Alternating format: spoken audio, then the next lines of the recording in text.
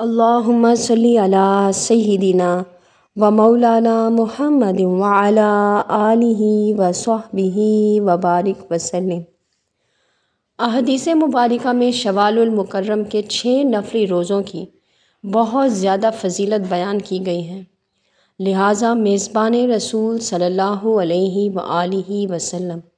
حضرت ابو ایوب انصاری رضی اللہ تعالی عنہ سے روایت ہے کہ رسول اکرم صلی اللہ علیہ وآلہ وسلم نے ارشاد فرمایا: من صام رمضان ثم اتبعہ ستم من شوال کان کصیام الدہر، یعنی کہ جس شخص نے رمضان کے روزے رکھے پھر اس کے بعد شوال کے 6 روزے بھی رکھے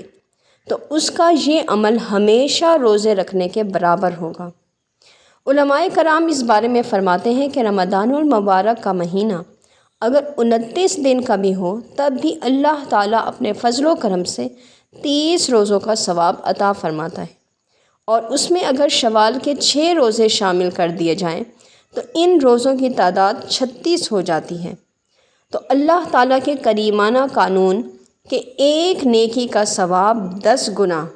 اس کے مطابق 36 دن کا گناہ 360 ہو جاتا ہے، اور پورے سال کے دن 360 سے کم ہی ہوتے ہیں۔ لہٰذا جس نے پورے رمضان المبارک کے روزے رکھنے کے بعد شوال میں 6 نفلی روزے رکھے تو اس حساب سے 360 روزوں کے ثواب کا مستحق ہوگا، اور اجر و ثواب کے لحاظ سے یہ ایسا ہی ہے جیسے کہ کوئی انسان سال کے 360 دن برابر روزے رکھے۔ شوال کے یہ 6 روزے ان نفلی اعمال میں سے ہیں جن کا اجر و ثواب بہت زیادہ ہے، اور رسول اکرم صلی اللہ علیہ وآلہ وسلم نے خاص طور پر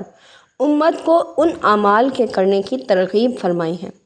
رسول اکرم صلی اللہ علیہ وآلہ وسلم نے اپنی امت کو بشارت دی ہے کہ رمضان کے روزے رکھنے کے بعد شوال کے 6 روزے رکھنے والا اس قدر اجر و ثواب کا حقدار ہوتا ہے گویا کہ اس نے سارا سال روزے رکھے۔ سورہ انعام کی آیت نمبر 160 میں اللہ تعالیٰ نے ارشاد فرمایا: جو شخص قیامت کے دن ایک نیکی لے کر آئے گا اس کو 10 نیکیوں کا ثواب ملے گا۔ تو اس طرح سے جب ایک انسان ایک ماہ رمضان المبارک کے روزے رکھے گا تو 10 مہینوں کا ثواب ہوگا، اور جب شوال کے 6 روزے رکھے گا تو 60 دنوں کا ثواب ہوگا۔ تو اس طرح سے مل کر ٹوٹل 12 مہینوں کے برابر ثواب ہو جائے گا۔ علماء کرام کے نزدیک رمضان المبارک کے روزوں میں جو کوتاہیاں سرزد ہو جاتی ہیں تو شوال المکرم کے ان 6 روزوں سے اللہ تعالیٰ ان کوتاہیوں کی کمی کو پورا فرما دیتا ہے۔ اس طرح ان 6 روزوں کی رمضان المبارک کے روزوں سے وہی نسبت ہے جو فرض نمازوں کے بعد کی سنتوں کی ہے۔ اللہ تعالیٰ ان سنتوں کی بنا پر ہماری فرض نماز کی کوتاہیوں کو پورا فرما دیتا ہے۔ شوال کے 6 روزے عید کے فوراً بعد یعنی کہ عید کے دوسرے دن سے تسلسل کے ساتھ رکھنا اگرچہ افضل اور مستحب ہے۔ اللہ سبحانہ و تعالیٰ قرآن مجید کی سورہ طٰہٰ کی آیت نمبر 84 میں ارشاد فرماتا ہے: اے میرے رب، میں نے اس لیے جلدی کی تاکہ تو راضی ہو جائے، کیونکہ نیکی کے کاموں میں جلدی اور ایک دوسرے سے آگے بڑھنا بہترین عمل ہے۔ لیکن اگر کوئی شخص اس مہینے کے آخر تک وقفے سے ایک یا دو کر کے رکھنا چاہے تو بھی رکھ سکتا ہے، اس میں کوئی حرج نہیں ہے۔ البتہ شوال کے مہینے میں ہی یہ 6 روزے مکمل کرنے ضروری ہیں۔ جو شخص ماہ شوال کے مہینے میں حرام اور گناہ کے کاموں سے پرہیز کرتا ہے وہ جنت کا مستحق ہوتا ہے۔ حضرت لوط علیہ السلام کی قوم پر ان کی بدکاری کی وجہ سے زمین کا جو حصہ الٹ دیا گیا تھا وہ ہفتے کا دن اور ماہ شوال کی پہلی تاریخ تھی۔ حضرت صالح علیہ السلام کی امت یکم شوال جمعرات کے دن عذاب میں مبتلا ہوئی، اور حضرت نوح علیہ السلام کی امت پہلی شوال ہفتے کے دن طوفان میں غرق ہوئی۔ قوم عاد پر بھی یکم شوال بدھ کے دن عذاب سرسر آیا تھا۔ حضرت عبداللہ بن عمر رضی اللہ تعالی عنہ سے روایت ہے کہ رسول کریم صلی اللہ علیہ وآلہ وسلم نے ارشاد فرمایا، جو شخص رمضان المبارک کے روزے رکھے اور پھر ماہ شوال میں روزے رکھے تو اس نے گویا پورے سال کے روزے رکھے۔ ایک اور روایت میں ہے کہ جو شخص ماہ شوال کے 6 روزے لگاتار رکھے اور ماہ رمضان المبارک کے روزوں سے ملا کر رکھے عید کے دن کے علاوہ، تو اس کے لیے 6 لاکھ برس کی عبادت، 6 لاکھ اونٹوں کی قربانی، 6 لاکھ غلام آزاد کرنے سے بھی زیادہ افضل ہے۔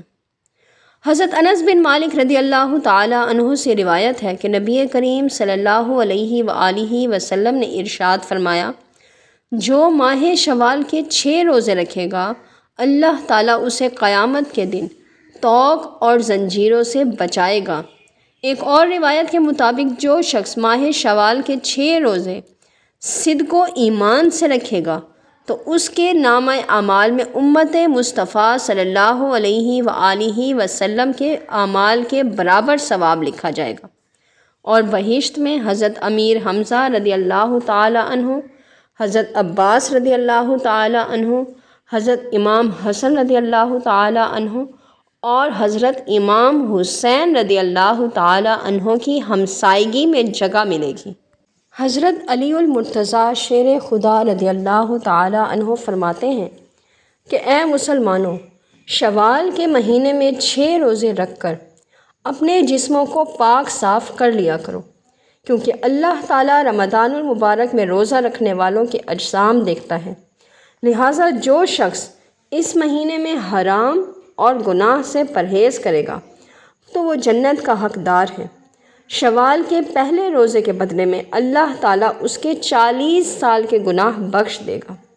اور 40 انبیاء کا ثواب عطا فرمائے گا۔ دوسرے روزے کے بدلے 70 غزوات کا ثواب اور عذاب قبر سے نجات ملے گی۔ تیسرے روزے کے بدلے میں 1 لاکھ شہیدوں کا مرتبہ اور قیامت کی سختی سے محفوظ رہے گا۔ چوتھے روزے کے بدلے میں دنیا و آخرت کی 70 حاجتیں پوری ہوں گی اور اعمال نامہ دائیں ہاتھ میں دیا جائے گا۔ 5ویں روزے کے بدلے میں بہشت کے 70 حلے پہنائے جائیں گے اور دعا قبول ہوگی۔ 6 روزے کے بدلے میں اسے قیامت کے دن 1 لاکھ گناہ گاروں کی شفاعت کا حق ملے گا اور 60 لاکھ برس کی عبادت نامہ اعمال میں لکھی جائے گی، اور اگر اسی سال جس میں روزے رکھے ہیں مر جائے تو شہید ہوگا اور دیدار مصطفیٰ صلی اللہ علیہ وآلہ وسلم بھی حاصل ہوگا۔ سبحان اللہ وما علینا الا البلاغ المبین۔